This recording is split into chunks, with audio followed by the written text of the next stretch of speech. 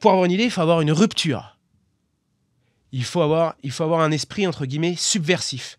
De la racine latine subvertere, qui veut dire bouleverser. Il faut bouleverser les choses. Tu vois ? Donc, il y a des étapes à ça. Donc, on renvoie à un autre sujet. Il ne faut pas avoir peur, en fait, finalement. Il ne faut pas avoir peur de bousculer les codes.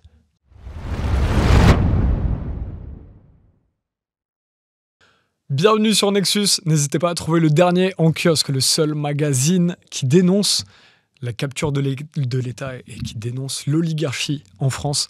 Et aujourd'hui, on reçoit quelqu'un qui vient nous parler du petit traité des idées. C'est un petit mode d'emploi pour pouvoir se faire entendre. François Bellet, bonjour, merci d'être avec nous. Bonjour Romain, ça me fait plaisir d'être là. Toi, tu es producteur d'idées. Ouais, c'est ça. Comment on en vient à faire ce métier-là ? C'est quel CV pour faire ça ? Alors, qu'est-ce que c'est qu'un producteur d'idées ? Parce que la formule, elle pourrait être perçue un peu comme pompeuse. Alors, en fait, un producteur d'idées, c'est quelqu'un qui place l'idée au centre et au-dessus de tout. Ça, c'est la base. C'est la base. Et puis, le deuxième point, qui est donc l'expression ensuite du producteur d'idées, l'ambition, c'est quelqu'un qui se place à l'intersection des mondes. Ça veut dire des mondes publicitaires, puisque je viens de la communication, des mondes culturels, des mondes artistiques, des mondes littéraires, philosophiques et politiques. Et donc, un producteur d'idées, c'est quelqu'un qui va avoir des idées dont les expressions peuvent varier au gré des situations, des envies ou des courants porteurs.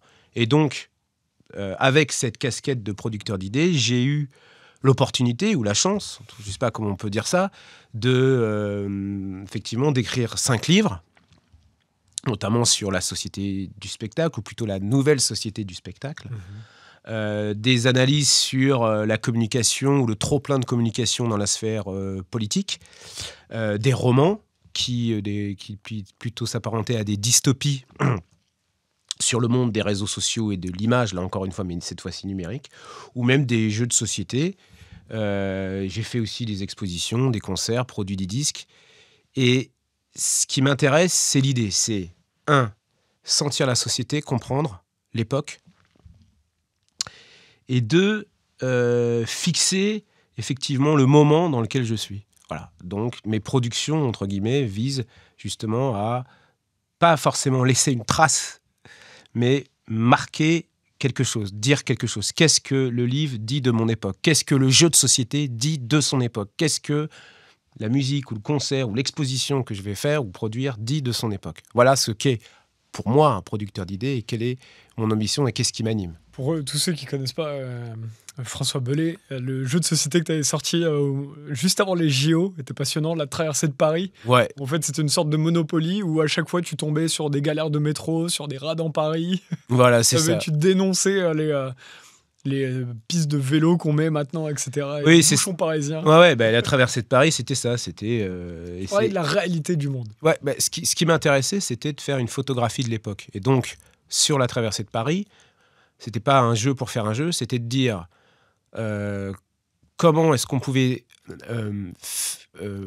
profiter de tout ce contenu, de ce qui se disait autour de Paris, de la capitale, et d'en faire quelque chose et de passer par le prisme de l'humour.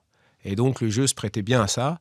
Et puis, effectivement, j'ai profité de ce que j'appelle aussi dans le petit trait des idées, du courant porteur, du tendance, du mouvement qui étaient les Jeux Olympiques. Et j'ai inscrit mon jeu dans cette force, on va dire, politique, médiatique, culturelle des JO, pour en profiter, pour y mettre ma patte.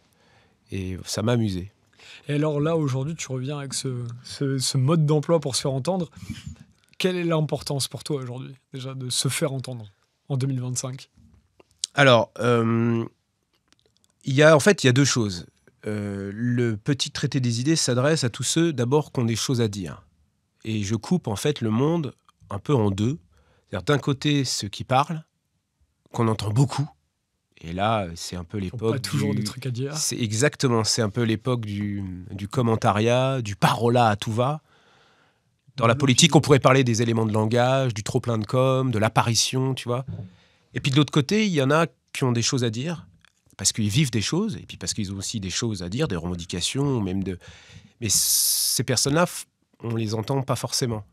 Et donc, dans le livre, un peu l'introduction, c'était de se dire qu'en fait, on entend dans cette société déblatérante souvent ceux qui parlent, mais qui n'ont pas grand-chose à dire. Et donc, moi, je m'adresse d'abord à ceux qui ont des choses à dire dans les mondes culturels, politiques, artistiques, publicitaires.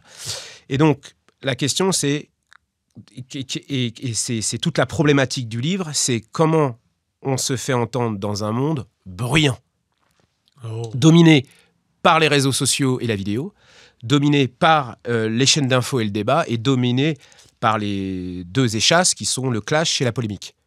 Donc, si j'ai une idée... Et le divertissement. Et le divertissement. Donc, de tout ce brouhaha, dans cette société déblatérante, j'aime bien cette notion qui ne s'arrête jamais, en fait. Comment est-ce que, quand on a une idée, parce qu'on a des choses à dire, comment est-ce qu'on peut émerger ? Et donc, par sa nature, c'est un petit traité. Et donc, par sa nature, il y a une approche philosophique, dans le sens où il y a une réflexion. Qu'est-ce qu'une idée ? Qu'est-ce qu'une idée n'est pas ? À quoi servent les idées ? À quoi servent les idées aujourd'hui, en 2025, si tu veux ? Moi, j'aime bien dire qu'on est dans le sas du monde d'après. C'est-à-dire qu'on a quitté un monde, mais on n'est pas encore tout à fait dans le monde d'après. Donc, il y a encore... On est dans un creux, tu penses ? On est dans un monde en transition. Que ce soit sur le plan économique, politique, culturel. Et en fait, on cherche un nouveau modèle dans lequel cohabiter. Et effectivement, on constate, et le vrai truc, c'est de se dire, là, les idées, elles sont hyper importantes. Et quel que soit le sujet. Je viens du monde de la publicité, j'ai connu les grandes agences, puis après, j'ai travaillé pour des structures plus créatives, plus alternatives, on va dire. Et là aussi, la publicité, le modèle de l'agence, la relation client, le modèle des supports, le numérique, l'affichage. Donc, on a quitté un monde, entre guillemets, traditionnel, qui était confortable, quelque part. Dans un monde, confortable, parce qu'en fait, on le connaissait, on le pratiquait. Et là, avec l'arrivée des nouvelles technologies, de la société du tout technique, du tout numérique, on ne sait pas trop où on va. Donc, on commence à réglementer tout ça, parce que ça peut rassurer. Mais en fait, on ne sait pas... Voilà, on cherche un modèle. Mais ce que je veux dire par là, c'est que dans le sas du monde d'après, on a plus que jamais besoin d'idées sur le plan collectif. Et ça, j'ai tout un chapitre là-dessus. À quoi servent les idées sur le plan collectif ? Et puis après, sur le plan individuel aussi, pour être bien dans sa peau, quoi. C'est passionnant. Aujourd'hui, c'est très intéressant parce que, comme tu le dis, c'est une ère où on voit, c'est même dur, quand on a des bonnes idées, de pouvoir exister. Par exemple, là, tu sors un livre. Aujourd'hui, on en parlait hors micro. Il y a une production littéraire, même chez les gens engagés, c'est ça. qui est fascinante. Ouais. Donc, en fait, ça remet beaucoup en question. Est-ce qu'aujourd'hui, on doit aussi se faire entendre au niveau individuel ou sur un plan plus collectif ? Parce qu'en fait, on fait beaucoup de choses aussi au niveau individuel, mais des fois un petit peu moins au niveau collectif. Ouais, alors ça, c'est très... Ouais, non, mais ça, c'est une question tout à fait intéressante. Alors revenons quand même sur cette notion de comment émerger dans un monde bruyant. Et en fait, je veux dire, comment émerger dans des mondes bruyants. Parce que, notamment l'édition, c'est 80 000 livres qui sortent par an. En comptant les rééditions, 80 000. Ça veut dire qu'il y a 250 livres qui sortent tous les jours. Donc on a envie de dire, pour un auteur... un auteur publié, ou même un auteur auto-édité, d'ailleurs, c'est hyper bien, et bien, il y en a de plus en plus. Comment est-ce qu'on peut émerger ? Mais c'est faire émerger un livre, mais faire émerger aussi un auteur qui a aussi des choses à dire. Ça, c'est très difficile. Je parle même pas de la musique. Tout à l'heure, je te disais les mondes culturels, mais le monde musical est très intéressant à analyser aussi. C'est-à-dire que le monde des majors est terminé. J'ai fait énormément de musique, j'ai fait de la musique pendant 15 ans. J'ai été chanteur et manager d'un groupe. Et donc, on était aussi autoproduit. Donc, c'était un peu la culture de l'ADMR, de l'art du do-it-yourself. Ce qu'on peut aussi retrouver aussi dans les médias. On en a beaucoup parlé. J'aime bien aussi le parallèle entre les radios libres et les labels alternatifs dans les années 80-90 et les médias alternatifs aujourd'hui. Voilà, avec des micros, des tables, et puis et des audiences, et puis un mouvement qui se crée. En 3 bouts de ficelle et puis on fait un média. Ouais, mais les ficelles, elles tiennent, parce que ce sont des cordes, tu vois. Et ouais. Non, on sait faire les nœuds de marin, quoi, tu vois. Et donc, si tu veux, et là, ça renvoie pour moi sur la notion du côté collectif de l'idée. C'est-à-dire que je pense que l'idée, elle est... Ce que je dis dans le livre, c'est qu'une idée, elle est personnelle. C'est comme un bouquin. Un bouquin, on écrit tout seul. Et d'ailleurs, c'est un rendez-vous face à soi-même. Bon, une idée, c'est pareil. Quand on a une idée, on l'a dans sa bagnole, on est en train de marcher, on est en train de nager, on est en train de... Enfin, bon. Mais une fois qu'on a l'idée, il faut faire vivre l'idée. Et là, on rentre dans la partie collective.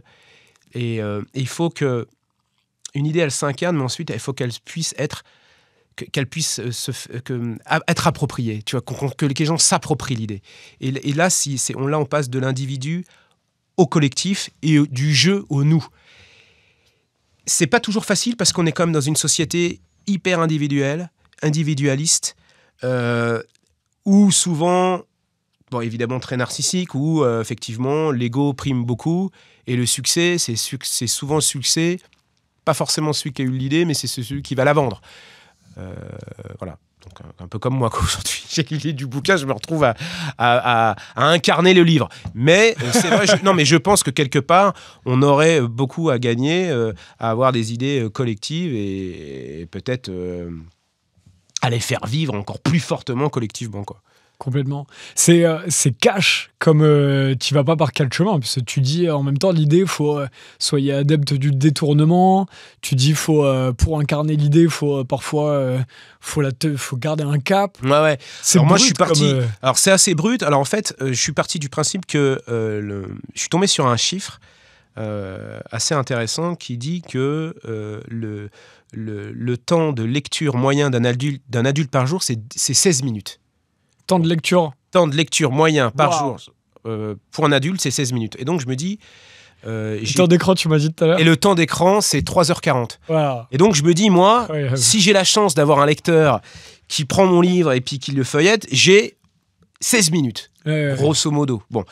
Donc, il faut que je l'accroche. Et quelque part, le lecteur ne m'a rien fait. Donc, il ne faut pas que je le déçoive, tu vois. Donc, d'où des régimes de textes assez variés. Donc il y a des fragments de texte, de réflexion, mais il y a aussi des slogans, il y a aussi des manifestes. L'idée, c'est de bousculer, pas tant le lecteur, mais la pensée. D'accrocher, mais d'embarquer le lecteur aussi par la forme. Donc la forme, tu vois, c'est un petit traité, donc c'est par sa nature un condensé de sujets. Donc là, comment préempter la notion d'idée. Et puis aussi une forme, tu vois, à contre-courant, quoi. Et la forme la plus accrocheuse possible. Et ça a été très important de faire ça, tu vois, pour moi. Ouais, carrément. Même là, celle-là, tu dis, ne vous racontez pas d'histoire, imposez-la. Comment est-ce que tu vois... Alors, ça c'est le côté ça, c'était j'ai voulu mettre des slogans. Alors, tu as vu que le livre, il fonctionne pas par un modèle de pagination, mais par un modèle de numérotation. Pour deux raisons. D'abord, parce que je voulais qu'il y ait une logique presque mathématique. C'est-à-dire qu'on prenne le texte numéro 4 et que si on l'ajoute à la thèse numéro 8, puis qu'on l'ajoute à la thèse numéro 32, et égale, hop, on a la clé. On a la recette, tu vois. Et il y a un côté, il y a une utilisation presque mitraillette de l'impératif. Pareil, ça c'est pour faire passer des messages, parce que effectivement c'est un livre, mais c'est surtout un état d'esprit. Tu vois, c'est un appel à l'action, une invitation à faire, à dire, à se faire entendre. Pourquoi c'est important pour toi aujourd'hui de se faire entendre plus aujourd'hui peut-être que d'autres périodes? Déjà, c'est ma période à moi. Après, des cycles. Est-ce que c'est parce que là, on tourne un petit peu en rond et donc on manque aussi d'idées ou on manque de moyens pour mettre les idées en avant? Qu'est-ce que tu veux mettre le plus en avant? D'abord, je pense qu'il y a on est dans un moment qui ne manque pas de sujets. Donc, par exemple, il y a des sujets qui sont des sujets porteurs, mais il y a aussi des sujets nouveaux. Et donc, quand on évoque, par exemple, l'IA et l'intelligence artificielle, c'est toujours intéressant d'avoir un regard, pas forcément que de scientifiques, mais aussi des gens qui ont des idées.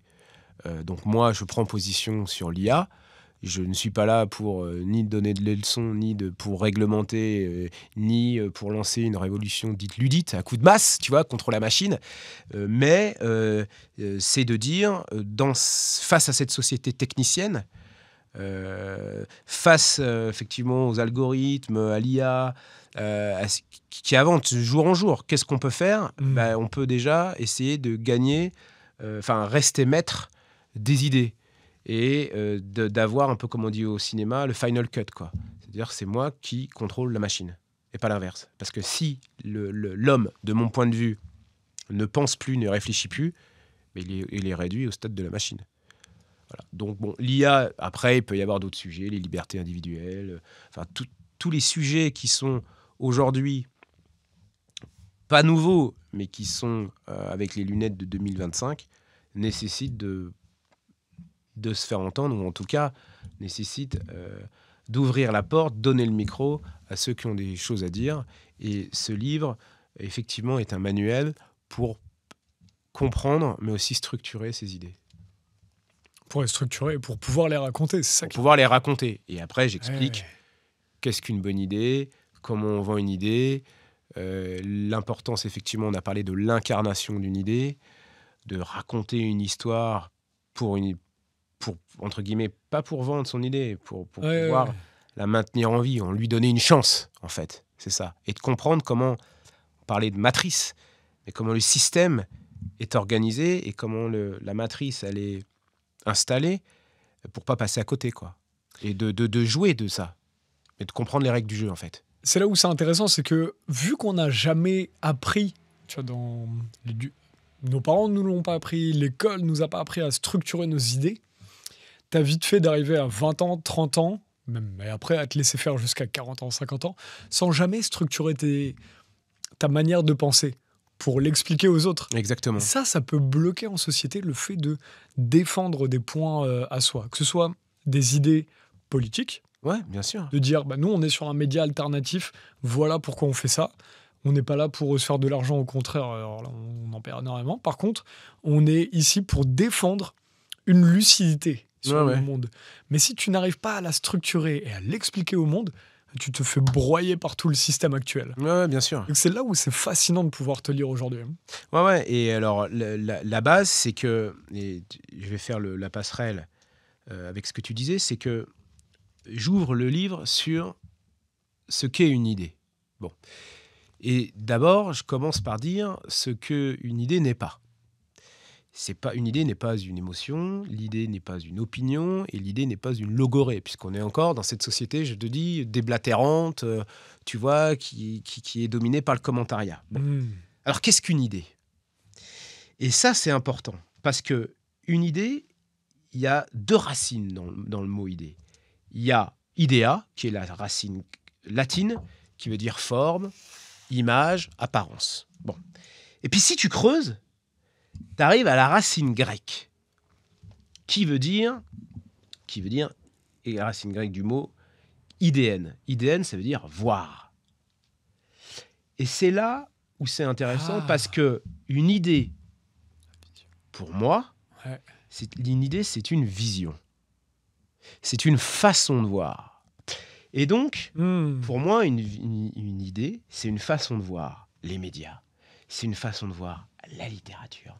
C'est une façon de voir l'art. C'est une façon de voir l'architecture. C'est une façon de voir. Ça, c'est important. Par exemple, en littérature, tu as le romantisme. Tu as envie de voir à l'intérieur ce que tu veux voir à l'extérieur. Ouais, mais c'est une vision du monde, tu vois. C'est une vision du monde. Tu parlais de l'alternative, tu parlais des choses comme ça. Par exemple, la littérature, on peut dire... Alors, l'idée du romantisme. Des auteurs ont décidé de voir la littérature, après la Révolution, plus par le cœur que par l'esprit ou la raison.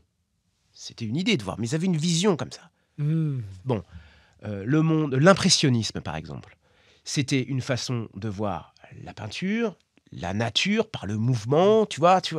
Et puis, par exemple, l'architecture, pour prendre ces trois exemples-là, tu as, par exemple, le déconstructivisme. Et là, c'est une façon de voir asymétrique, fragmentée, l'architecture, tu vois. Donc, l'idée, c'est une vision. Mais souvent, on se dit, alors, j'ai une idée, mais c'est une idée qui n'en est pas une, si tu veux. Et moi, je pense que les idées qui marquent, mais que ça peut être les idées aussi politiques. Quand on dit, de toute façon, les hommes politiques n'ont pas d'idées. Ils n'ont pas de vision.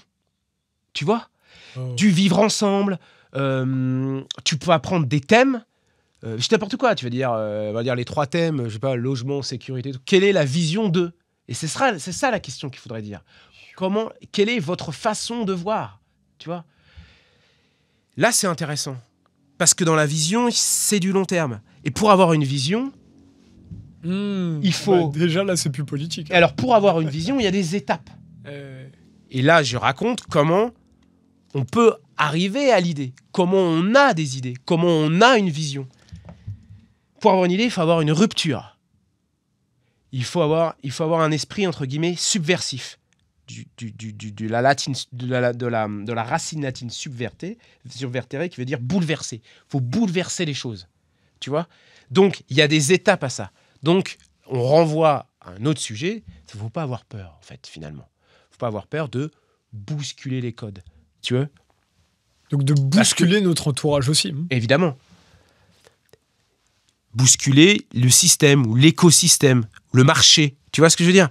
Et ensuite, ça peut t'amener à une autre façon de voir. Tu vois? Donc, et moi, j'aime bien cette idée de vision. Donc, quelle est une vision? Quelle est l'idée? Pour moi, c'est une façon de voir, c'est une vision. Après, et c'est là où c'est un peu ce que je voudrais faire passer aussi avec ce livre-là, c'est une énergie, l'idée. D'ailleurs, ça se ressent. Et moi, j'ai toujours été fasciné, que ce soit dans les médias, dans la culture, dans la littérature, dans le journalisme. Quand on a une bonne idée, il y a une énergie de celui qui l'explique, qui la rend compte, de celui aussi qui l'accueille, et de celui, tu vois, qui peut en être touché au moment où elle est présentée. Je crois énormément à ça. Et j'en donne une petite définition. Dans la deuxième de couve du livre, je dis une idée pour moi est une bulle sur la chambre à air de la pensée qui ne demande qu'à exploser. Et donc, il y a une énergie. Tu vois, Bergson parle d'élan vital, tu vois, une espèce de grosse énergie. Donc, si on est sur cette notion d'idée, je dirais que c'est une vision et c'est une énergie, tu vois. Et justement, c'était ce que j'étais en train d'écrire, parce que comme on se laisse aujourd'hui aller on en parlait tout à l'heure hors micro, mais comme on se laisse aller dans le salariat, comme on se laisse aller dans des trucs où on va pas forcément être maître de notre vie, on va au travail, mais on écoute ce que le manager ou ce que le supérieur dit. Donc en fait, on n'est pas dans un monde qui stimule notre énergie d'idées. Ouais. Les gens se laissent... Au début, ils ont des idées quand ils sont jeunes, puis finalement, après, tu fais ce qu'on te dit, tu coches des cases. En fait, tu passes ta journée à cocher des cases dans le système actuel. Et après, quand tu Sauf regardes les entrepreneurs qui sont obligés d'avoir des idées pour survivre. Absolument. Alors, Et non, alors c'est vrai que tu touches un point qui est intéressant, c'est qu'en fait, on est conditionné. Effectivement, il y a eu l'école. C'est très difficile d'avoir en tant qu'élève des idées, parce qu'il faudrait casser des codes, il faudrait avoir une vision. T'es pas noté. T'es pas noté sur tes idées. Voilà, c'est ça, exactement. Donc, t'es noté parce que tu as bien restitué les choses. Pas parce que t'es intelligent, et d'ailleurs, on te demande pas ça. Même à l'université. Ouais, l'école, l'université, et puis après, l'entreprise et tout, effectivement. Après, moi, il faut essayer de... Alors, attention, c'est pas vraiment des conseils, c'est des réflexions. Après, chacun a sa propre vie et tout, mais c'est vrai que... C'est Nexus, Non, mais ce que je veux dire, c'est que moi, je suis pas ni donneur de leçons, ni je donne pas de conseils et tout, mais c'est vrai que pour avoir des idées, globalement, il faut quand même avoir une approche presque expérimentale de la vie, c'est-à-dire que voir le vivant comme une matière première, la pensée par escalier, mais aussi la rencontre par escalier, c'est-à-dire que par définition, je parle avec tout le monde. Et là, c'est un autre sujet, et je le dis dans le livre, c'est que phénomène nouveau aujourd'hui, plus qu'avant, on constate quand même une polarisation vraiment sociale, politique, idéologique, où plus personne se parle finalement. Il y a des camps qui s'opposent et tout. Et moi, je dis qu'à un moment donné, il faut parler avec son semblable opposé. Il faut sortir de son petit monde fermé. Il faut enjamber les idées reçues.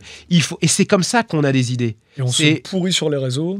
Exactement. Et en fait, on est dans son petit coin, on pense la même chose, mais en fait, ça ne fonctionne pas. Je cite un publicitaire que j'aime beaucoup, qui s'appelle Philippe Michel, un publicitaire français, et qui dit que l'idée naît toujours d'une collision. Et c'est ça qui est intéressant. C'est la collision entre deux esprits, entre deux situations, entre deux vies. Tu vois, tout à l'heure, je parlais de rupture. Là, c'est vraiment la collision. Mais en fait, on est dans un monde où on a chacun, c'est la pensée précarée. Chacun ne va pas dans la pensée de l'autre, veut surtout pas y aller, fait tout pour pas y aller. Et en fait, des idées, sauf que c'est les idées et les courants émergents naissent de ça.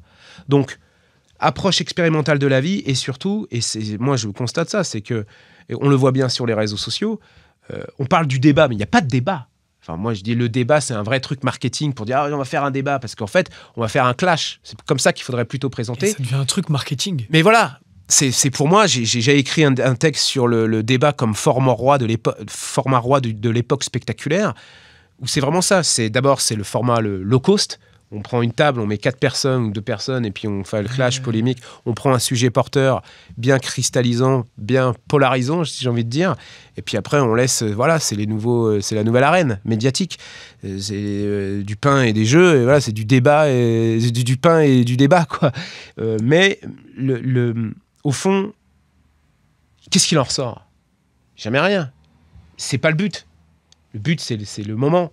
C'est créer un moment, le fameux créer un moment de Léa Salamé. Il faut créer un moment, il faut qu'il se passe quelque chose. Mais au final, la collision d'esprit, elle devrait aboutir à quelque chose.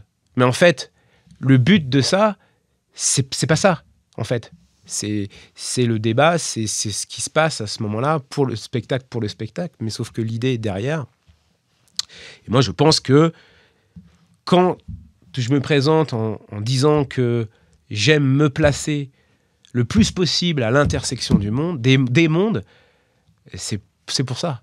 C'est parce que j'aspire à connaître de ce qui se passe dans le monde de la musique, mais aussi dans le monde publicitaire, mais aussi dans le monde politique, puis aussi dans le monde médiatique, parce qu'en fait, c'est des réflexes qui sont différents, c'est des parcours qui sont différents, c'est des profils qui sont différents, et ça donne des idées forcément, quoi. C'est hyper intéressant. Et tu disais que c'est le livre que tu voulais avoir à 20 ans. Tiens, juste avant que tu répondes à cette question, je vous rappelle le magazine. C'est ce qui nous permet de survivre. Si vous voulez soutenir l'information indépendante qui dénonce la capture de l'État et l'oligarchie, on est les seuls en kiosque. Profitez-en. Tout pendant qu'on peut le faire, on le fera. Et plus vous serez d'abonnés, plus on pourra mettre de l'information partout. Donc merci. Et ce numéro, comme la plupart des numéros, sont fascinants, mais celui-là sur l'eau est particulièrement incroyable parce qu'il n'y a rien qui nous touche plus que la qualité de l'eau que l'on boit. Nexus.fr si vous voulez les consommer, si vous voulez vous abonner. Donc oui, tu disais, pour revenir sur ton livre, tu m'as dit tout à l'heure hors micro, c'est le livre que tu voulais avoir à 20 ans, ce mode d'emploi. Qu'est-ce que ça aurait changé pour toi? Disons que c'est pas un livre que j'aurais jeté.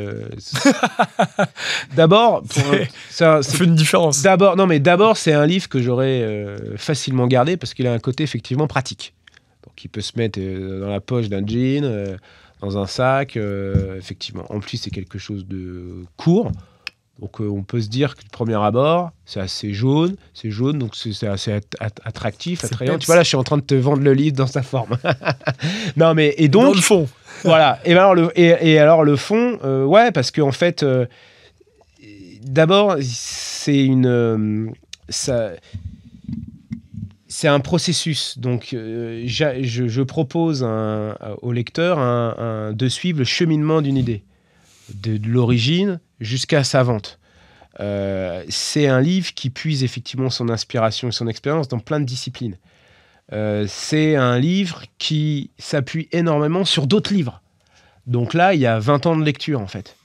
Donc, que ce soit dans le monde de l'art, de la publicité, de la politique, avec des courants, avec beaucoup d'exemples. Donc, ça m'aurait donné aussi beaucoup de matière à lire. C'est un livre qui amène aussi à d'autres livres et qui ouvre donc d'autres portes. Et donc, c'est une idée qui peut amener à d'autres idées. Et ça, en ce sens-là, je pense que ça m'aurait fait... ça m'aurait intéressé et ça m'aurait aussi donné des clés. Par exemple, je dis, bon, d'abord, une idée, c'est des mots, c'est une image, c'est un support. c'est une incarnation. J'explique aussi comment vendre une idée. J'explique que toutes les idées doivent se vendre le matin. Parce que il y a eu des grosses études scientifiques là-dessus qui disent qu'à un moment donné, tout le capital d'attention de l'être humain, c'est le matin. Et que la pire heure pour présenter une idée, c'est 14h35. Okay, voilà. Et donc, je l'ai appris par des études. Et en fait, l'être humain, comme ça, marche par cycle, tout comme les plantes. Et je l'explique, ça c'est un scientifique. Et bon, quand tu découvres ça, ta super idée, il faut que tu la présentes plus tôt le matin. Il faut que tu la présentes lors d'un face à 2-3 personnes. Donc, il faut éviter les comités. Si on te dit, tiens, viens nous présenter ton idée, on sera 10. Il faut essayer d'imaginer une situation dans laquelle, effectivement, ça serait peut-être plus sympa, ou en tout cas beaucoup plus efficace, de présenter en face à face ou devant 2 personnes et tout. Et puis, une fois qu'on a présenté l'idée, attention, parce que il faut la préserver, l'idée. Donc, il ne faut pas la laisser traîner. Il ne faut pas trop traîner dans les couloirs, parce que il y a un petit test que j'ai appelé le couloir de la mort, où j'explique que le couloir de la mort, il y a toujours un couloir dans une entreprise, juste après avoir présenté ton idée dans une rédaction, dans une boîte et tout, où tu as l'impression d'avoir fini le boulot, quoi, et fait bien le job. C'est-à-dire, voilà, j'ai vendu mon idée. Et en fait, tu l'as là, et puis les gens commencent à passer, et puis commencent à douter, et puis commencent à donner leur avis. Et alors là, c'est le meilleur moyen pour te faire descendre ton idée. Donc, tu vends ton idée, tu reprends ce que tu as présenté, et tu te barres. Donc, c'est ça, c'est un peu l'idée. Donc, mais tout ça, à 20 ans, tu ne l'as pas vécu. Tu n'as pas lu tous ces bouquins-là. Tu t'es pas intéressé. Mais ça, c'est par rapport... c'est simplement les années qui t'amènent à ça. Donc, je pense que ça m'aurait fait gagner à la fois du temps, et ça m'aurait peut-être... mis sur la voie de plusieurs auteurs, des techniques, voilà. C'est ce que tu dis, toi. Il faut aller au bout de son idée, quelle qu'elle soit. Il faut pas se laisser... Par respect pour elle, ouais. Voilà. Il faut pas que l'écosystème autour te corrompe. Ah non, tiens, je voudrais bien qu'on mette ça dans... Si tu as une idée... Alors voilà, alors moi je dis... ça, c'est tout le monde qui est pas capable de tenir une idée jusqu'au bout. Il y a quelques personnes comme ça. Non ? Ouais, Je veux pas être réducteur, hein, je pose les questions. Non. Alors après, ça pose la question de qu'est-ce qu'une bonne idée ? Et on en avait parlé. Et pour te répondre, c'est une bonne idée pour moi, c'est une idée qui a été préservée. Donc, ce que je dis tout à l'heure, quand j'ai évoqué le couloir, c'est préserver des mondes extérieurs, des avis, des commentaires, des couloirs. Bon. Et autre point, c'est une idée qu'on a préservée de la fébrilité, du doute, de la peur. Et puis, des freins qui sont aussi très personnels. C'est ah ouais, mais bon, j'ai pas de moyens. Le manque de confiance en soi. Et voilà, le manque de confiance et tout. Et à un moment donné, c'est de se dire, par respect et pour l'énergie que ça te renvoie aussi, une idée, faut aller jusqu'au bout, quoi. Et aller jusqu'au bout, c'est donc s'aventurer sur un chemin, mais connaître les dangers du chemin. Voilà. Donc, qui est un chemin qui est parfois hostile. Et il faut se préserver. Nous, c'est une chose, mais c'est aussi moi, je parle pas forcément du géniteur de l'idée, mais de l'idée en elle-même. Et toi, ça, voilà, c'est des petites techniques, quoi. Et toi qui incarne ça, qui a une vie... où tu fais ce qui te passe par la tête dans le bon sens du terme, quoi. Je veux faire un jeu de société qui dénonce les affres de la société actuelle, je le fais. Ouais. Je veux faire un bouquin sur tel et tel sujet, je veux taper sur les politiques, je le fais. T'as fait toutes sortes de publicités, t'as mis en avant toutes sortes de projets. Aujourd'hui, quel est ton regard sur la possibilité des gens de faire ? Est-ce que si on enlève tous les blocages qu'on a internes, on peut faire tout ce qui est possible, ou alors, quand je dis je sais qu'il y a aussi des freins de société, des freins économiques. Tu parlais du bullshit qu'il y a sur les auto-entreprises où on te fait croire que tu peux tout faire avec ton auto-entreprise, et en fait, c'est pas du tout le cas. Okay. Quel est ton regard sur la société ? Mon regard, c'est qu'effectivement, il y a des freins qui sont personnels, individuels. D'ailleurs, j'ai un texte qui s'appelle « Soyez un vandale ». Couper tous les freins. Et c'est d'abord les freins qui sont intérieurs. Bon. Et c'est de dire... c'est souvent des freins de légitimité. Un auteur va dire ah non, bah, je vais quand même pas écrire un livre. Ou alors un auteur qui va dire ah non, je vais quand même pas écrire un livre sur cette question parce qu'il y a un tel qui l'a fait. Ah, oui, tu vois, donc il y a aussi le syndrome de l'imposteur, tu vois, en disant putain, pourtant j'ai pas beaucoup. Qui je suis pour faire ça? Mais qui est l'autre pour le faire aussi? Et d'ailleurs, peut-être très mal. D'ailleurs, il l'a peut-être même pas écrit. Il y a des présidents de la République qui sont des imposteurs. Voilà. Mais donc, en fait, il y a un rapport à soi, bien sûr, comme tu dis. Et puis, je crois que l'entourage est hyper important. L'entourage, c'est quand tu as... Parce que l'idée, souvent, on a une idée seule ou même peut-être à plusieurs, avec un associé ou par exemple, dans le cadre d'un groupe de musique. Tu vois, une idée de chanson, une idée de tournée, une idée de, je sais pas, d'album. Ou... Il y a plein de trucs, quoi. Et à un moment donné, quand tu vois dans le regard de l'autre, qui va te dire, putain, mais on y va, quoi. Et bah voilà, tu vois, je crois que l'entourage, le monde extérieur très proche, valide aussi le fait de dire, bah fais-le. Tu vois, et les Américains sont assez bons là-dessus. Tu vois, c'est le fameux just do it, quoi. Tu vois, et sans refaire encore du do it, mais le do it yourself, c'est fais-le toi-même, quoi. Et ça, c'est vraiment bien, quoi. Et moi qui viens du milieu, tu vois, de tout ce qui était rock alternatif et tout, il y avait un côté do it yourself. Les Anglais avaient lancé ça dans les années 70, puis en France dans les années 80-90. Ça donne aussi une énergie encore plus, tu vois. Ça te donne quelque chose de un supplément d'âme, tu vois. Et ça, en fait, quand tu fais... Mais d'ailleurs, quand tu fais ton potager toi-même, tout de suite, tu as une espèce de fierté. Quand tu fais ton bouquin toi-même, c'est pareil. Quand tu fais ton groupe toi-même, c'est pareil. Quand tu as fait ton magazine toi-même, c'est pareil. Et cette satisfaction de dire, en fait, je peux le faire. Puis en plus, je vais continuer à le faire. C'est pas mal. En fait, c'est là où c'est intéressant si on recrée un écosystème dans un monde idéal, si on crée... les citoyens ont pris le pouvoir et font des référendums dans tous les sens.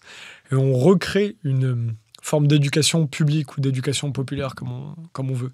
Si on pousse tous les jeunes, et puis tous les adultes en général, tous les citoyens, à avoir des idées, puis à aller au bout, quelles qu'elles soient, même des idées à l'intérieur de l'idée, si on pousse tout le monde, en fait, tu mets tout le monde dans l'énergie. Aujourd'hui, c'est extrêmement dur de... Nous, on a lancé les Cafés Nexus, c'est un petit truc à basse échelle. On recrée de la discussion en ville, etc. Mais dedans, tu as parfois tu vois des gens qui n'ont pas l'habitude de faire ça. Ouais. Donc en fait, le fait de ne pas vivre de ces idées, t'es moins dans une énergie pour faire. Et par contre, les gens les plus vivants, je sais pas comment dire, les gens les plus vivants sont des gens justement qui entretiennent cette énergie. Et donc forcément, pour entretenir, tu as besoin des idées. Donc en fait, c'est intéressant parce que c'est pas de prendre là où est la société aujourd'hui qui est intéressant peut-être à étudier. C'est pas ce que tu fais dans ton bouquin, c'est dans ma réflexion. Mais c'est de se dire, finalement, ce qui est intéressant, c'est qu'on recrée, et ça, on n'a pas besoin de l'État pour ça, c'est nous, on peut faire le choix de, nous, on emmerde l'État, mais c'est Nexus, et on va recréer une culture et un écosystème où nous, on va avoir des idées et vivre par ces idées. Et ça va remettre de l'énergie. Tu parlais de culture, donc de contre-culture, et je cite... des mouvements qui sont très très intéressants à analyser aussi avec le recul, c'est que par exemple le mouvement punk en 77 en Angleterre est très intéressant, c'est-à-dire qu'en fait avec un ou deux groupes qui savaient pas jouer particulièrement, ils ont incité des centaines et des centaines de groupes à aller sur scène, à y aller et à les suivre.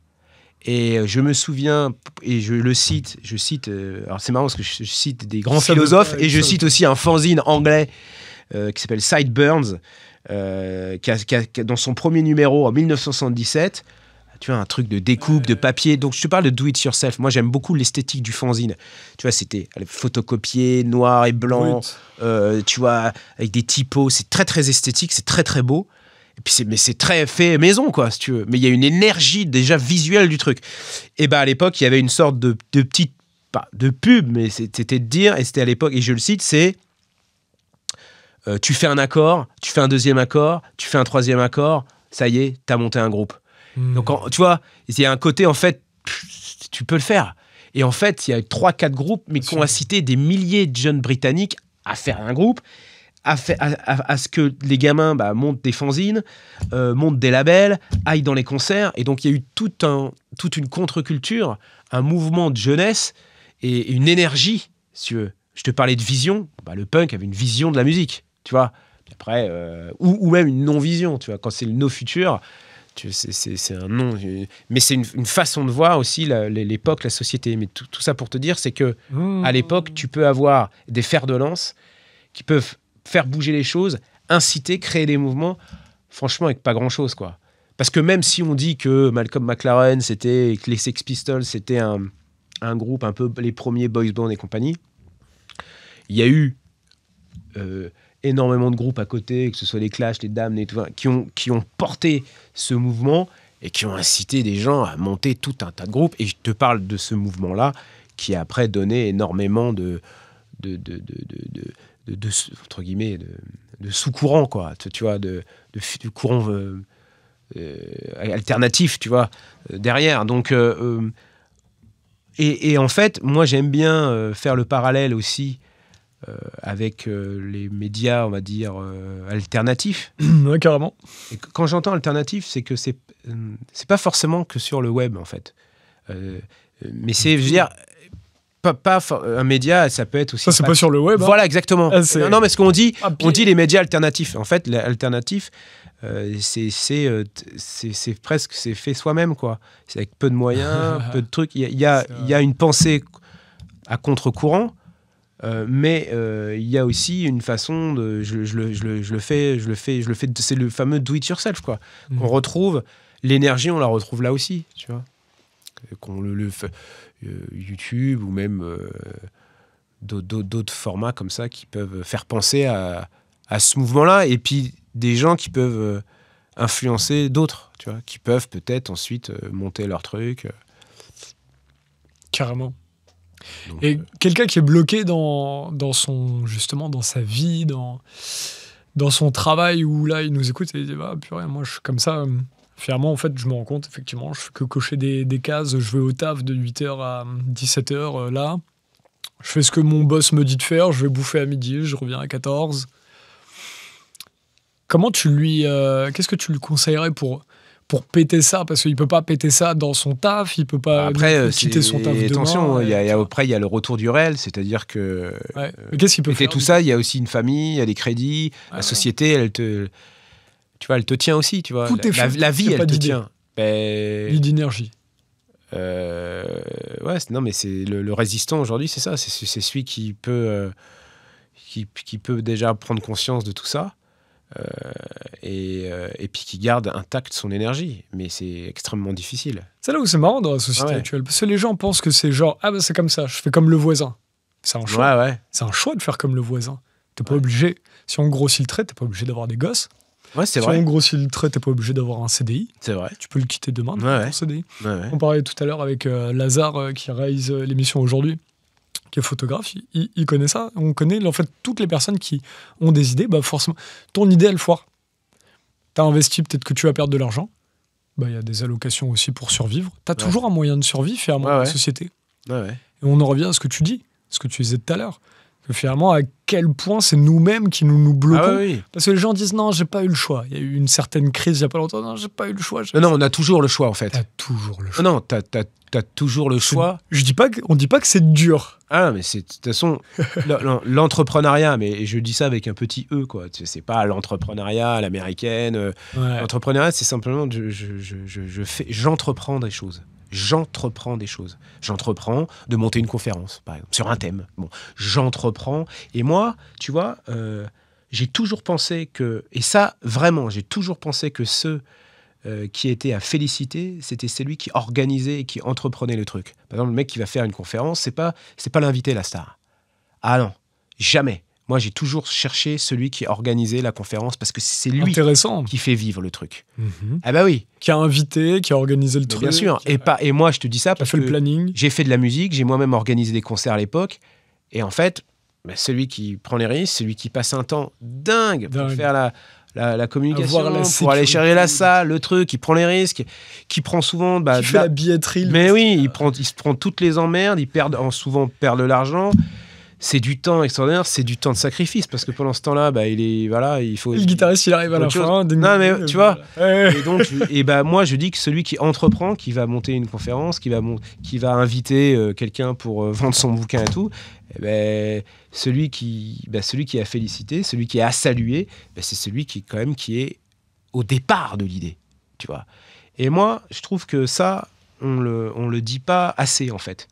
On reconnaît pas assez. En fait, c'est tous ceux qui sont dans l'ombre, en fait. Ouais. Au même titre, alors pareil, j'étais dans la musique, j'ai aussi j'ai accompagné aussi des artistes en faisant du management, mais bon, voilà, j'étais pas un manager, mais avec mes méthodes, quoi. Et donc, en fait, le manager, c'est lui qui fait tout, quoi. C'est qui trouve les concerts, qui fait vivre l'artiste. Bon. Et puis après, l'artiste, il vient sur scène, il vient ceci, tu vois. Mais 99% du boulot, c'est le manager. Et puis 99% d'un auteur, c'est son éditeur. Et au même titre que celui qui va faire des conférences qui cartonnent, derrière, je ne pars pas dans la notion du producteur à grande échelle. Hein. Je pars de celui qui organise, comme tu dis, comme toi, comme vous, des cafés philo, des choses et tout, où on est sur des petites audiences, mais le temps, il est dingue, quoi. Mais sauf ce qu'on donne, c'est inestimable. On donne de la pensée, on donne du savoir, on donne du temps. Tu donnes tu donnes aussi de la joie quand tu donnes la joie. Les gens se rencontrent. Et puis bon, et alors après, il y a un autre truc. Même à soi. Hein. À soi, bien sûr. C'est nourrissant. Et en fait, et après, on rentre sur un autre truc, c'est que... Et moi, ça, c'était aussi mon état d'esprit quand je faisais de la musique ou des concerts. Et après, qu'il y ait 100 personnes ou 10 personnes, c'est exactement pareil. Tu vas faire ta conférence, il y a 4 personnes, il faut que tu aies la même énergie et ça sera un succès pareil. Parce que ces mecs-là, ils sont venus, et à un moment donné, ils ont appris des trucs, peut-être qu'ils ont fait une bonne rencontre sur un sujet, un mot-clé, une idée, peut-être que lui... tu lui as donné le relais. Moi, je pense souvent au relais, tu vois, l'athlétiste, tu lui donnes le truc, et peut-être qu'après, il va partir, et puis il va lui-même monter son truc, puis il va peut-être même monter une conférence, tu vois. Ça peut pas être une grille de lecture ou un succès du nombre de personnes. Ça, c'est pas possible. C'est le contenu et ce que ça a imprimé chez les gens. Et une vraie question, ça c'est que des vraies questions, mais genre, je veux dire que la question qui suit peut-être paraître pas si profonde alors qu'elle l'est. C'est aujourd'hui, il y a un vrai problème, par exemple, en France, ou dans le monde... Pas dans... Les Américains ont peut-être moins ça, ils ont tout ce qu'il faut comme défaut. Mais il y a la question de l'authenticité. Ah ouais. L'honnêteté par rapport à soi-même. Parce qu'aujourd'hui, on est dans un monde où il faut avoir... Quand tu veux avoir des idées, il faut être authentique, mais pas trop. Ah oui. Tu vois, montrer ce que t'es et ce que t'as au fond, mais en même temps que l'autre comprenne ton idée, que l'autre comprenne... Tu vois, que ce soit pas trop en décalage, sinon tu parais fou. Et ça, je pense que c'est même pas un terme de société. Finalement, j'ai peur que ce soit un biais psychologique de l'être humain. Tu vois, il a besoin de se reconnaître en toi. Et s'il suit ton idée, il a besoin de se reconnaître dans ton idée. Oui. Et ça, c'est intéressant, tu vois, parce que jusqu'à où ça peut te bloquer. Tu vois. Alors, c'est intéressant parce que tu poses deux notions que je développe dans le bouquin. C'est qu'une idée, pour imprimer, elle doit être incarnée. Donc, et tu retrouves ça, hein, que ce soit dans la religion, dans les médias, dans le sport et tout, il faut incarner. Tout à l'heure, je te parlais de l'impressionnisme, du romantisme. Bon, tout de suite, tu mets Monet, tu mets Hugo. Voilà. Il faut que ce soit incarné par quelqu'un. Mais pourquoi ? Parce que l'incarnation permet l'identification. Voilà. Donc, et c'est exactement ce que tu dis, c'est que lui, il incarne tel courant, je me reconnais pas forcément dans ce qu'il dit, mais je me reconnais en lui. Et ça, intéressant ça. Il y a souvent, en fait, on est dans des sociétés. On me dit que tu étais peut-être décalé du micro. Redis-le pour qu'on soit sûr qu'on ait bien entendu. Ah, je redis. Quand tu t'es mis comme ça. Ouais, d'accord. C'est pas un souci. Non, je dis juste que. Ils sont capricieux ces petits trucs. D'accord, ouais. Non, je dis juste que toute idée doit être incarnée. Pourquoi elle doit être incarnée ? Parce qu'elle permet l'identification et que, en fait, ce que la personne veut voir, c'est pas tant forcément ce qu'elle dit, mais c'est surtout la profondeur de l'idée. Exactement, c'est ce qu'elle incarne. Et moi, souvent, les idées qui n'impriment pas sont des idées soit qui ne sont pas incarnées, ou soit qui sont mal incarnées. Et là, on renvoie à la notion d'ambassadeur, de porte-parole, de mauvais porte-parole, et donc de mauvais vendeur quelque part. C'est pour ça que dans le monde de la publicité, tu as des marques qui peuvent avoir une idée de campagne et qui vont aller chercher pour l'incarner, souvent des postures de marque. L'écologie, le truc, j'en sais rien, tu vois, le bien-être. Et bon, ils vont aller chercher quelqu'un qui va incarner ça. Et souvent, un people, un truc, tu vois, et qui vont représenter. Encore faut-il que cette personne-là puisse cocher tu as le bon cahier des charges par rapport au message véhiculé. C'est fou ce que tu dis sur la communication, parce que ça veut dire que c'est même pas tant l'idée dans le fond, l'idée dans le mental qui marche, c'est que la personne, on va se reconnaître dans la personne qui l'incarne. Alors c'est là où c'est terrible. C'est pas forcément dans l'idée. On est dans une société, exactement, on est dans une société de la réduction. Il faut que ton idée, elle soit résumée ou raccourcie en un maximum de mots et en une image. On le voit bien avec le hashtag, on le voit bien avec le bandeau déroulant. Tu vois, il faut qu'on résume quelque chose de manière très très courte. Mais c'est très difficile de faire ça. Tu vois ce que je veux dire ? Et dans une société idéale, il y aurait ça ? Disons que une société idéale, j'en sais rien, mais en tout cas, une société moins spectaculaire, elle s'appuierait pas sur forcément des mots ou des images ou une polémique ou une émotion, en fait. En fait, une idée, il faut qu'elle ait tout ça, parce qu'une incarnation, c'est incarner, c'est donner de la chair. Donc, il y a un côté humain, il y a un côté émotionnel. Donc, quand, par exemple, il y a eu l'idée des Restos du Cœur, c'est incarné par Coluche. Voilà. Aujourd'hui, et puis après, tu peux décliner ça. Par exemple, Playboy, le magazine Playboy, c'est incarné par Hefner, là. Enfin, Hugh Hefner. Exactement. Donc, à chaque fois, tu as une incarnation de l'idée qui permet l'identification et qui permet tout de suite l'association, tu vois. Tout à fait. Et puis, tu l'as encore plus dans le journalisme. Par exemple, Harakiri, c'était le professeur Choron. Tu vois, qui incarne. D'abord, tu dis Harakiri, c'est professeur Choron, c'est Harakiri, et tout de suite, les deux marques s'associent, et ils ont exactement le même territoire de marque, si je prends un langage marketing. C'est intéressant ce que tu dis là, parce que par exemple, aujourd'hui, on ne peut plus imaginer quelqu'un qui vendrait un livre sans venir faire de l'image. Je dis pas que c'est bien. Je regarde en tant que journaliste de loin la société, et c'est ça. Aujourd'hui, tu aurais Montesquieu, il pourrait pas venir moi, je fais pas de YouTube, je fais pas de plateau télé. Non, mais ce qui est très intéressant, c'est que tu es obligé d'incarner ce que tu vends ce que tu proposes dans ton livre.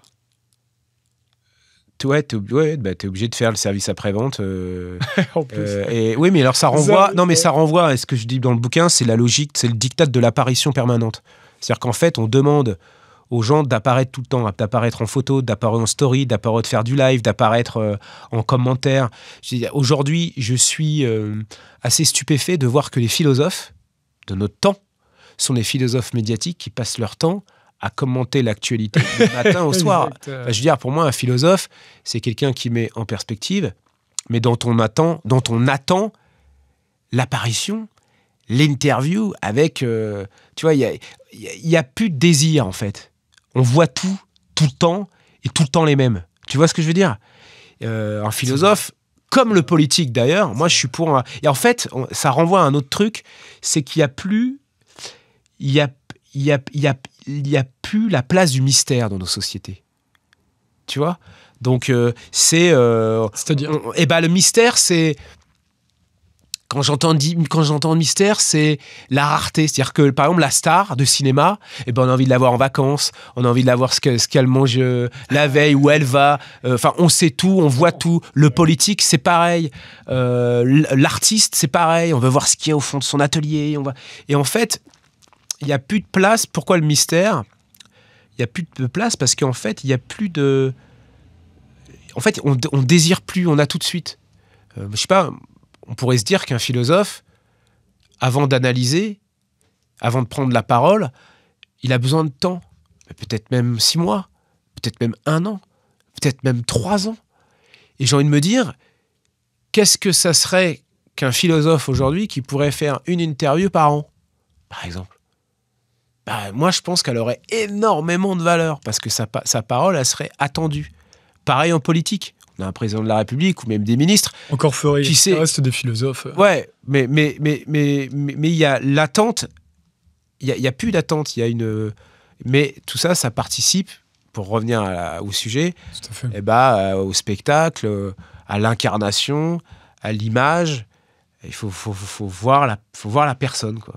D'ailleurs, c'est assez intéressant parce que tu vas poster un livre avec peut-être un texte, une partie, enfin un morceau de ton livre. Bon, sur un truc qui te paraît intéressant, en tout cas sur lequel tu as travaillé, tu as mis du cœur, de la réflexion, bon, tu as croisé des sujets, des sources et tout. Bon. Puis là, tu sens que tu as assez peu de retours, on va dire des retours factuels, c'est on va dire des likes, des commentaires, on va dire surtout des commentaires quoi, qui peuvent nourrir le débat, qui peuvent t'apporter toi-même des choses et tout. Par contre, tu postes une photo de toi, et là, tout de suite, tu as un retour. Tu vois, et tu vois, moi, c'est des trucs que je faisais souvent sur des posts Instagram ou tout. Je regarde, par exemple, ce qui fonctionne. Je vois que la photo, la vidéo, ça fonctionne beaucoup plus que le contenu presque du bouquin, quoi. Donc, en fait, on est dans un moment où l'auteur, de toute façon, ça a toujours été, l'auteur, sa renommée, son histoire, son marketing est beaucoup plus important que son livre lui-même, quoi. C'est là où tu soulèves un gros point là, en disant ça. C'est que le problème, des fois, n'est même pas... Est-ce que le problème... En fait, c'est une question. Est-ce que le problème vient du système en lui-même dans lequel on a été mis? Ce qu'on vit là, il n'y a plus rien de naturel. Ce qu'on vit là, c'est des construits sociaux. Plus rien de naturel. On n'est pas dans les peuples premiers d'il y a 13 000 ans. Ouais. Donc, est-ce que ça vient du système, ce problème, qui pourrait stimuler nos biais, ou est-ce que ça vient juste de l'être humain qui, finalement, choisit de regarder de l'actualité sensationnelle, choisit de regarder le philosophe qui fait 4 millions de vues parce qu'il passe sur telle chaîne qui est payée par des super milliardaires qui lui pourrissent la vie, mais il s'en rend pas compte. Je pense qu'on n'est pas encore sûr d'où vient le problème. Est-ce que ça vient du psyché humain, ou est-ce que ça vient d'un système qui stimule justement les biais de ce psyché humain? C'est là où c'est très intéressant, la question humaine aujourd'hui. Ouais, alors après, ça renvoie aussi à la société de l'émotion. Donc, je dis souvent le spectacle, mais effectivement, voilà, le clash, la polémique, toutes les passions un peu passions tristes, j'ai envie de dire.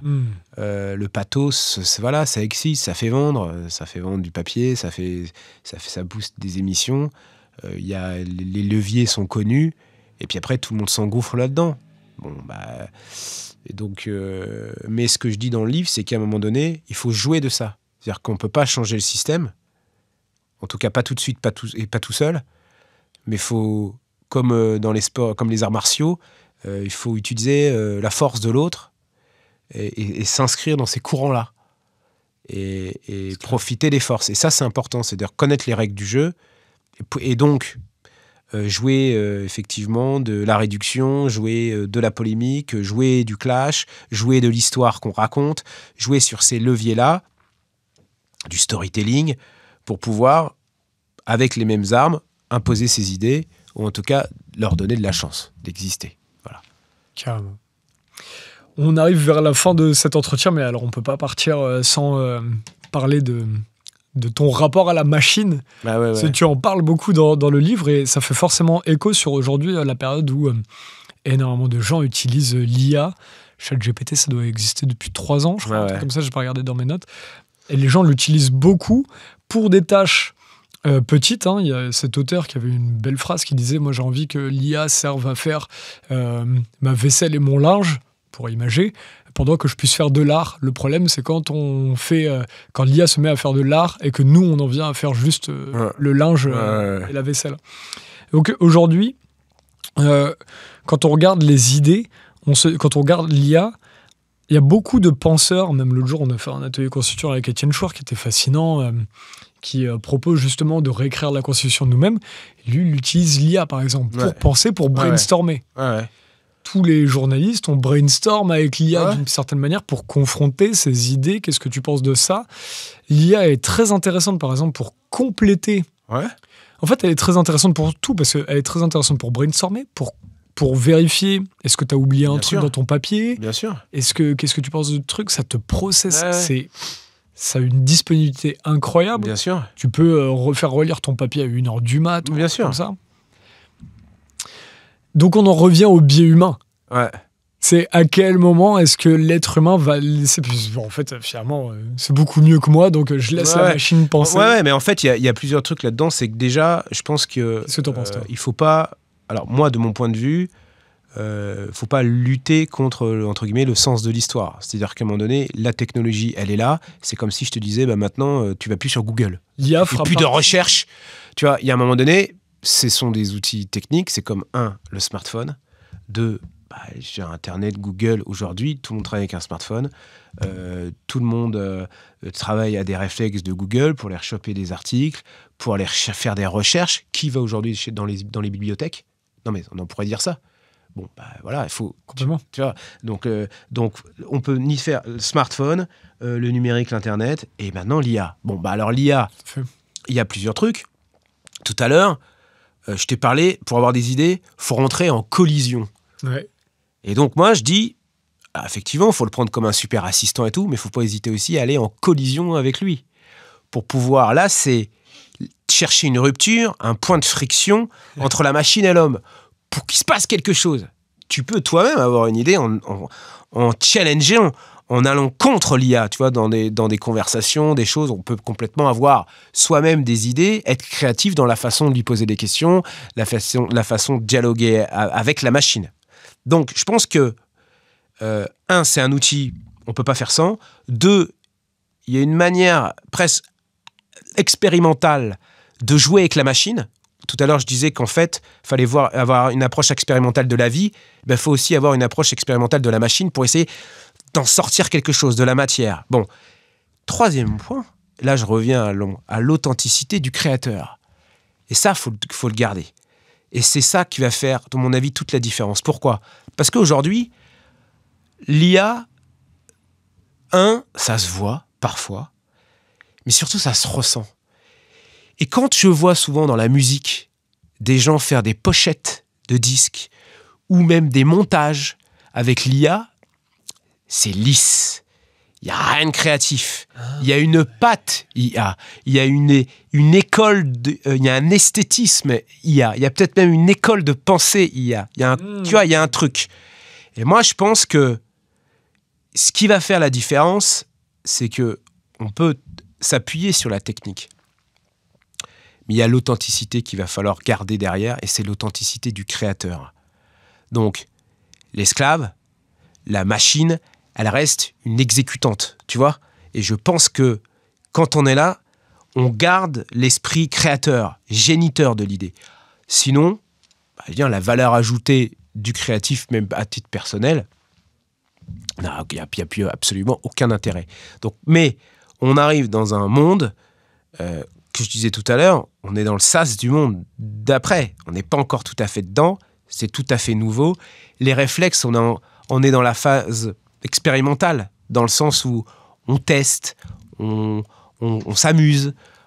Mais effectivement, il est fort probable que, on le voit bien d'ailleurs, en 1 ou 2 ans, l'usage a complètement explosé. Je veux dire, ChatGPT, il y a 2 ans, c'est quoi? Qui l'utilisait? Qui connaissait? Aujourd'hui, si on fait un top of mind, tu vas dans la rue, tu dis, est-ce que tu connais ChatGPT? Les gens, peut-être à 9 personnes sur 10, va te dire, ah oui, j'en ai entendu parler. Au moins 2 noms, ouais. Au moins 2 noms. Et ensuite, ça va être, OK. Alors d'abord, ça peut être l'IA. Qu'est-ce que l'IA? Ah oui, j'ai entendu. Ensuite, tu vas dire ChatGPT. Et ensuite, est-ce que tu pratiques? Eh ben oui. Et en fait, tu aperçois que dans tous les pans de la vie, quasiment, les gens, alors pour faire leurs vacances, pour avoir une information, le réflexe devient là.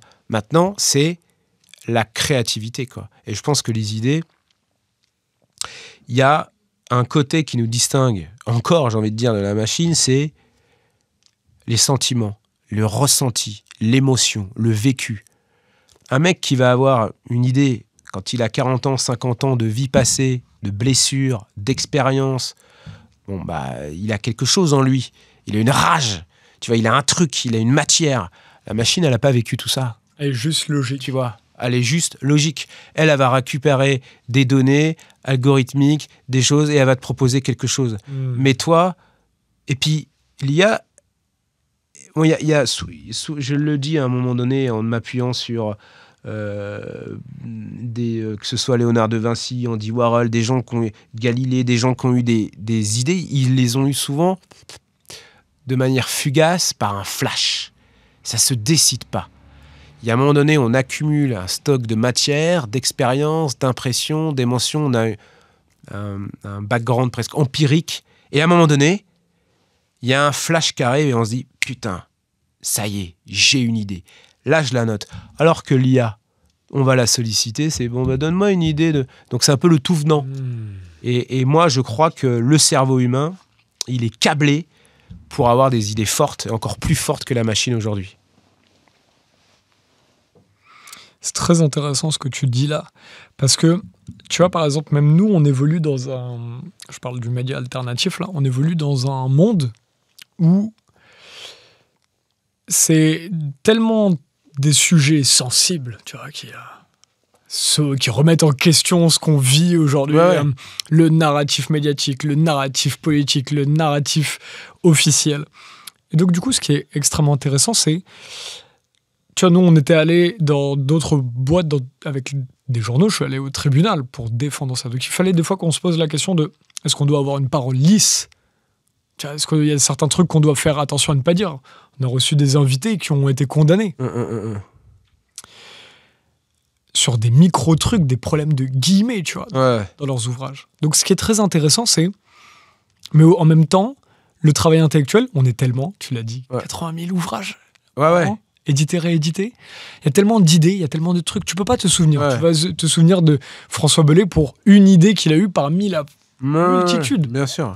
Voltaire, on se souvient par la multitude d'idées, on se souvient de Candide. C'est très, très difficile aujourd'hui d'émerger parce que, par exemple, dans la musique, le nombre de groupes, le nombre de morceaux sur les plateformes musicales, le nombre de livres, le nombre de chaînes YouTube, c'est extrêmement difficile. Mais donc là où c'est extrêmement intéressant, c'est que si on n'arrive pas à se souvenir de nous, dans tous les cas, pour la multitude de ce qu'on fait, quand tu parles de se faire entendre, je reviens à l'origine de la discussion, si dans tous les cas on se souviendra pas de nous dans notre exactitude, il faut regarder 1000 chaînes, 1000 médias alternatifs, 1000 chaînes YouTube. Dans ce cas-là, allons à fond sur le truc. Soyons authentiques par rapport à ce qu'on défend. Et comme ça, au moins, on se souviendra au moins d'une idée intéressante qu'on a plantée. Au lieu d'essayer d'avoir le discours le plus lisse, le plus truc qui, de toute manière, ne sera jamais remémoré. Mais je prends l'exemple de... moi, je crois qu'une idée forte, c'est celle qu'effectivement, qu'on a su préserver. Et je prends l'exemple dans le livre du billet, parce que c'est une idée qui est souvent citée, du billet de 500 francs que Gainsbourg brûle. À la télé, Ça, c'est une idée. Pour dénoncer les impôts, là. Exactement. Bon. Voilà, c'est une idée. Et je dis dans le bouquin, est-ce que cette idée, qui est encore imprimée 40 ans après, 30 ans après, elle aurait imprimé autant si ça avait été un billet de 10 francs ou de 50 francs et s'il avait simplement déchiré ou coupé? Non. Je pense qu'il a pris le Pascal, 500 balles, qu'il l'a brûlé et qui en plus s'est arrêté. Il l'a arrêté quand lui l'a décidé. Pas que le journaliste, quand tu regardes la séquence, il dit non, arrêtez. Il a dit j'arrêterai au 73% ou je sais plus quand. Il l'arrête, donc il a été jusqu'au bout du truc. Et je crois que cette idée est forte parce que s'il l'avait réduit, cette idée-là, c'est-à-dire assagir, il aurait tué son idée. Assagir une idée, c'est tuer son idée. On peut conclure dessus. Magnifique entretien avec le petit traité des idées à l'usage de ceux qui veulent se faire entendre. J'ai eu un petit doute sur le verbe qui était utilisé. C'est aux éditions Guy Trédaniel, écrit par François Bellet, qui était notre invité du jour. Et merci d'avoir pris le temps. Romain. Ça t'a passionné? Parfait. Super. N'hésitez pas à trouver. Nous, on a l'idée de continuer à faire des médias indépendants avec Nexus, le magazine qui dénonce la capture de l'État, et on est en kiosque. N'hésitez pas à aller. Même si ça ne vous intéresse pas, au moins vous soutenez l'information indépendante. Si vous avez l'idée de nous voir continuer à mettre justement du discours alternatif de plus en plus dans les librairies, n'hésitez pas à le trouver en kiosque près de chez vous ou alors sur nexus.fr. Tac, il arrive à la maison directement. Et je conclurai sur... ça m'a fait penser à ce que tu disais tout à l'heure sur l'intelligence artificielle, qui est fascinante. C'est l'IA, elle est lisse, elle est logique. Et finalement, en fait, c'est rassurant pour l'être humain. L'IA nous met en miroir contre nous-mêmes. Ouais. Parce qu'en fait, si l'IA est lisse et logique, nous, ça nous donne justement l'opportunité d'être OK avec notre irrationalité et notre côté sale, brut, où en fait, quand je dis ça, je veux dire avec le côté où en fait, l'être humain fait des erreurs. Il n'est pas logique. Bien sûr. Il n'y a que la machine qui est logique. Bien et sûr. nous, on n'a pas envie d'être ça. On a envie d'être un cœur qui bat. Très intéressant. Il faut rester un individu fait d'os, de chair et d'idées. Et à durée de vie limitée. Ça, je l'avais dans mes fiches, on a failli pas la dire, celle-là. Voilà, c'est ça. Au revoir à tous, merci. Au revoir François. Ciao, au revoir.